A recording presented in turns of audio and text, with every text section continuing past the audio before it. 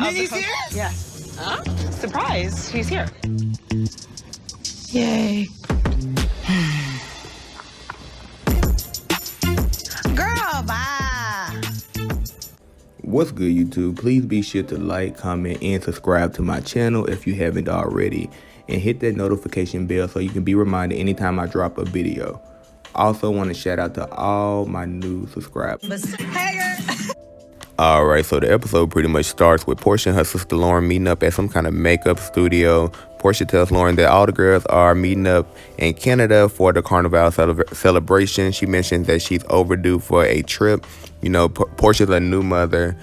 She recently went back to work at Dish Nation, and she's had all this drama with her baby daddy Dennis, so she thinks she deserves a vacation.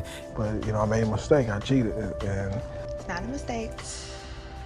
I mean, a mistake to me is like, take the wrong exit. And I couldn't agree more. Lauren asked, does Porsha plan to go meet up with Dennis before she go on her vacation? And Porsha actually mentions that her and Dennis are in a better place. They recently had a good counseling session to the point where Dennis even offered to give his engagement ring that he took back from Porsha back to her, which I don't think she should accept it at this point. But she did mention that they are at a better place and headed in a good direction. They're just taking their time and taking it slow. And I'm glad to see this happen. A lot of times when people are in turmoil, portions of their relationships, they don't utilize counseling or seek help. So Porsha and Dennis are taking the best approach, the most mature approach. And I think it's going to be beneficial for them, because I'm not here for him cheating on her, but I am here for them taking it slow and them working it out together. Porsha then moves on to tell Lauren that she does want this trip to be drama-free, but she does want to address Eva about the comments that she made about Porsha need to worry about healing from her C-section and Dennis being in the blog instead of worrying about Eva. Now, bitch, you want me to go off. Porsha, she got enough bullshit going on in her life, but she can converse about that in the blog so she can mind that business. She still got her C-section healing. She over here worried about somebody else's babies. And Porsha was the one that told Kenya that Eva had concerns about bringing her kids around Kenya. So in retaliation, Eva went off about Porsha, but it got back to Porsha, and she wants to clear the air because Porsha looks at Eva as a friend, somebody in her village. She even helped Eva get the job at Dish Nation, so it's kind of weird and backwards that Eva would then turn around and be so shady toward somebody that's throwing her a bone consistently. Porsha even mentioned that it was Eva who made it a point to say that she will always have Porsha's back. She's team Porsha and Dennis no matter what. So like I said, she finds it very weird, but she's going to address it before or after the trip. That's what she mentions to Lauren. But anyway, we move on. All the girls are pretty much getting ready for the trip. We see Cynthia on the phone with Tanya. They're discussing outfits and the costumes that they're going to wear. Kenya's on the phone with somebody I can't remember, but she's nervous about leaving her baby at home for the first time, but she's definitely going to do it. The baby's going to be with a Nene and one of her close cousins. We know that much. And then we see Porsha and Dennis on FaceTime, and they're just pretty much flirting. He's telling her not to have a hot girl summer. She's like, I'm going to have a hot girl moment. I don't know about summer, but we definitely are doing the damn thing when we get to Toronto. Everyone starts together at the airport. Tanya is overly excited, which I love. At first, I used to think Tanya was so corny and so lame, but she's definitely growing on me. They should have gave her a peach, but I understand that she didn't get a peach this season because she was too busy and booked. But they wasted it on Eva and Nene this season. They would have been better off just having... Never mind. We're going to move on. So Tanya's super excited. All the girls are arriving shortly.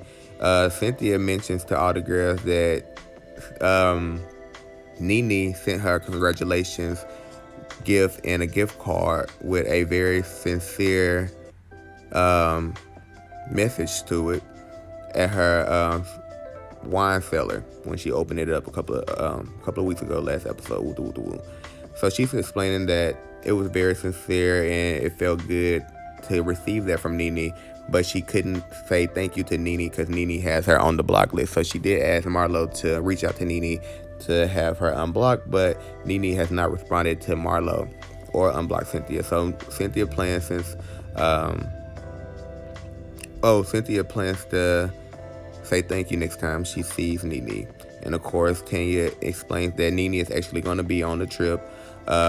She did not feel like it was going to be right to invite or have a trip and not invite all the girls, including Nene. She said, even though I haven't talked to Nene and we haven't been on good terms, I still wanted to invite her. Nobody's filming with Nene at this point except for Kandi, none of the original cast members, but she still wanted to invite her so she would not be singled out.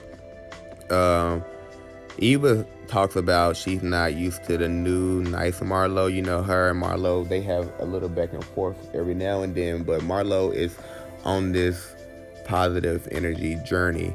So it's catching Eva off guard, but she's gonna look at Marlo sideways, but she's gonna be here for it. But anyways, Marlo actually walks up when they're talking about the situation, and everybody pretty much gets there one by one. Porsha shows up last, and then they get on the bus to leave for Toronto. When they get to Toronto, they realize, Marlo realized that her, what's that shit called? Her passport is missing. And she even goes as far as says Kenya might have stolen it or misplaced it. But her passport is missing. Last year, when they went on the trip, her luggage was missing. So I think this is something to do with how responsible Marlo is, not nobody else's problem. Anyway, so they get on the bus to go to the hotel. They start taking shots because Porsha kept a canteen of, I think she said Hennessy on the plane. So she snuck it on the plane or whatever. She told them that it was empty. How did you even get that on the plane? They told me to pour it out, but I didn't. I left some in here. Okay. But it wasn't empty. I'm not sure how legal that is, but I ain't here for getting nobody in trouble, so we're gonna move on. So they taking shots on the bus or whatever, and Tanya pretty much gets on the bus and she's explaining to them the background and the culture and the reasoning behind Carnival. And of course, Eva rude ass interrupts her and asks what's the rooms gonna look like and how are we gonna be roomed or whatever. And she doesn't say anything there. They wait till they get to the actual hotel or whatever. And last season, Tanya got the smallest room because Marlo was able to pick the rooms for Tanya or something. I can't remember what happened with that, but Marlo picked the smallest room for Tanya. So now that Tanya is in charge of who gets to what room, Marlo is kind of begging and pleading that she does not get stuck in the basement or in a small room. But when we get to the hotel, we realize that, or we find out that Tanya, you know, she's an equal opportunist. Is that the right phrase? Well, she's an equal player. So everybody has the same size suite. Nobody's suite is bigger than anyone else's, which I think is so weird why they would have never chose to do that before. I guess to keep drama or keep, like, you know, they always fight about who's gonna get what rooms, but, you know, Tanya's all about positive energy and things like that, so she gave everybody the same size suite, and they're pretty big size suites. I think she's the only one that has like a penthouse she mentioned, but she probably just said that just for play. But anyway, so she tell the girls go upstairs, and in about an hour we'll meet back up for a dance session or whatever. Woo. So Cynthia, Kandi, and Kenya, they all meet up in one room, and they're just talking about this message that Nene sent Cynthia. So when they was in Atlanta at the airport, Cynthia brought it up, and she said that it was a sincere gift message. But now that they're in Canada, it hit the blogs, and Cynthia can see that Nene sent basically the gift message to, I think she said Lovely B. Scott or one of the blogs, to basically make it look like she's been nice, basically to make it look like Nene has been nice to Cynthia. But we know Nene has not been nice to Cynthia. She's even tried to get Cynthia fired from the show at the end of last season. She went on a whole campaign with all these bloggers and doing all these interviews trying to get Cynthia kicked off the show, saying that she was dirty behind the scenes and all these crazy and obnoxious things. So before, Cynthia thought that Nene was coming from a good place when she sent the gift and the letter, but now that it hit the blogs, it's kind of like, okay, did you do it from a sincere place or did you do it for yourself? And Kenya, of course, is hyping her up, and she says, yeah, you know, she did it for herself to make herself look better because she's tired of receiving all the hate mail and things like that, because you know everybody's receiving that Nene is a true narcissist, and she's not that girl. When the show first started, you know, that extra shit was cool, but like you just think that you're better than anybody. And I've seen the blogs where Nene dogged Cynthia's ass out. But it's like now you have people to be like, oh, isn't it so special? She's so above everything. No, bitch, that is not what's going on. It just makes you feel like this was fake, you know? And it's 2020. People are just a little bit more woke than they were 10 years ago, 5 years ago, and we ain't here for that bullshit. So, Kandi and Kenya, of course, they both agree that it's corny and phony for what Nene is doing. But anyway, so they move on. They discuss the couple's date from the last episode and how awkward it was between Kenya and her husband Marc, and how he was disrespectful for taking up for Nene, even though he know Kenya and Nene are currently beefing. Yeah, that was really out of line. I couldn't imagine being in that situation. I would have walked away from that motherfucker or put him in his place. It would have been one or the other, but I wouldn't have entertained him sitting there telling me that he got all this respect and love for this bitch that's constantly dogging me. So that just lets you know that he really is not. He's tapped out of this relationship with Kenya if he can sit up and be like that. So it was very awkward, and Cynthia even asked, was she happy? Because they could see the disrespect, and he was rude and cutting her off. He wouldn't let her speak. So Cynthia was like, are you really happy? And she said, originally when they first got pregnant, she was happy, but once they had the baby, their relationship is just going further and further away, and they're at their lowest point. So she starts to cry and things like that. But the scene switches up, and all the girls meet up at the dance session, and all the girls except for Kenya, because apparently, of course, she probably still upset about this breakdown she just had. So all the girls are dancing.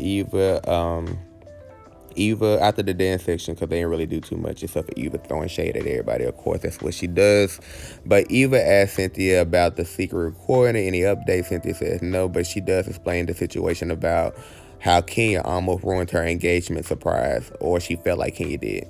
So Eva, of course, hypes her up to have a conversation with Kenya about it and get that squashed. Eva's on the phone with her husband later on in the next scene, and she tells her husband that the trip is going good, but her husband's like, you need to knock on wood. And she get her pregnant ass up and knock on the nearest piece of wood in the hotel. Then the next scene shows Nene, and they always trying to make an entrance whenever Nene comes. And I don't know we don't give a fuck about Nene, and clearly the cast does not either. So y'all forcing her on us. Y'all giving her these spotlighted camera play and shine, like these cameos, but nobody's here for it. Like, they give her this banging music, her stepping out of the car, like looking a mess. We not here for Nene. Like, that's just what it is. Anyway, so Nene comes out to talk to Tanya. Tanya tells her that I'm pretty sure everybody's going to be very excited to see you. She know they are not excited to see Nene. But when Nene arrives, she tells them they're all going to be excited to see you, and just get ready and we'll meet up on the rooftop, basically. So all the ladies meet up actually on the rooftop, where they're having drinks and appetizers. The food looked really good, really good. But anyways, and Tanya tells all the girls that Nene just arrived and she'll be up shortly. And everybody's just looking at each other like, who gives a fuck? Of course, what's her name? Marlo, she's excited because that's her best friend, that's her sis. But nobody else is really here for Nene pulling up on them. Then Kenya comes to the rooftop, and they showing Kenya love like the producers think that they would show Nene love. So anyways, when Kenya arrives on the scene, she explains that she wasn't feeling good to go dancing with them. She had to get some rest or whatever, which is understandable. But Porsha then takes the throne, and she says she wants to confront Eva about what she said about her dude on the blogs and not healing from her C-section. Eva, of course, denies it instantly, And she tries to make Kandi out to be a liar. And of course, we know Kandi don't drink or smoke. And she remembers everything like an elephant. So she's not a liar. Everybody knows that. Everybody knows Kandi is the realest on this show. That's why she makes the most money on this show. But that's neither here nor there. But anyway, she says she's not a liar. Porsha even goes to the point, she's like, so you calling Kandi a liar? Like, come on, girl. Now, it does get to the point where Cynthia actually chimes in and tries to make light of the situation. She does let Porsha know that, hey, Eva, this may look bad, and Eva might have talked her shit, but she does ride for you. She even let her know that I was there, and she was very upset. But on the outside looking in, Eva does ride for you. And Eva then makes this heartfelt apology, which I think it was genuine, but I think that she should have just owned up to the truth instead of saying something like, if I did something to hurt you, I do apologize. Why don't you say, at that point, I felt attacked. I felt like you came for me, and I'm human, and I went low too. I felt like you went low, so I went low. So I apologize as a friend, as a co-worker. That's what you should have did, Eva. But you're not that mature. You're not that mature that you can't do that. So anyway, so after Porsha gets that off her chest, like I said, Eva apologized. Porsha says, I'm going to sleep on it, basically. And then Cynthia brings up the fact that Kenya almost messed up her engagement surprise. Kenya tried to say she felt it in her heart, like she had a premonition that Marc was going to propose to Cynthia. But then, of course, Kandi stops her in her tracks and let her know, I sent you a text and let you know that I thought that he was. You might have said, I think he is too, but I put that in your mind first. So you didn't have no premonition or no rude awakening or whatever. And then on this part, I did like how Kenya apologized. Like I said, this is one of the apologies when you own what you done and you apologize for how you made a person feel. So Kenya let them know that she rides for Cynthia. That's her homegirl. That's her ride or die bitch. And she apologized for opening her big mouth. And she apologized for, what could have happened, her ruining the engagement. But she let them know she was sorry, basically. And she said that she would rather die than take away Cynthia's moment. And that was really, it was deep, I would say that. And I felt like it was genuine. And then, of course, Cynthia and Kenya are like sisters, so they're going to get over that bullshit. But then, of course, the last little part of the episode is when Nene comes up. And Nene comes in, sit down. And when I tell you nobody even spoke to her, Marlo was the only one that said, hey. I think she said, hey, sis, or something like it. Everybody else was just like, okay. And then they went on to continue the conversation. Well, we didn't see that part, but I watched Speak on It with Kandi Burris. And she said that when Nene came and sat down, like, it got extremely quiet. And then Kenya went on and finished talking, and they act like Nene was not there. And she said that Nene act like she didn't want to be there, but bitch, if y'all act like y'all don't want to be around me, then I'm act like I don't want to be around y'all. But that bitch definitely wants to be around them, because she even mentioned in the confession that she wants to at least get on good terms with one of the girls. But you kind of ruined that on the last reunion. Like I said in my last video, you shut down, you act like you could not. You didn't have to speak to them. You felt like you were better than them, and all that backfired. You always think that you're the queen and the highest paid, and it's necessary to keep you on the show. You're the most relevant person, but you only been on 4 episodes now out of 9. So, and I know y'all get paid per episode, so you only got paid 4 times out of the last 9 weeks. But y'all drop down in the comment section and let me know what y'all think. Do y'all think that Eva need to stop doing all this wicked ass lying? Y'all think Kenya was being sincere with her apology? Y'all think Nene needs to just sit down and apologize to Kenya, Porsha, Eva, Tanya? She really needs to apologize to Kandi for how disrespectful she is to Kandi on the reunions, but Kandi clearly let it go. Who else she needs to apologize for? She needs to apologize to Kenya more. She's just got a lot of apologize to do because she done did everything she can to get each of these girls off the show, and it's kind of backfired. And word on the street is she is not going to be returning back to Real Housewives of Atlanta next season. That's neither here nor there. I hope she does because she did just buy her son a house, and you can't buy a house without a job. So y'all drop down. Please be sure to like, comment, and subscribe to my channel. I see y'all come to my channel to watch the video, so please hit the subscribe button as well. All right, bye. And don't contact me to come meet you and whatever else food your ashy feet. Okay. Bye, Porsha. Okay, bye, Ashley. Have a nice day. Bye,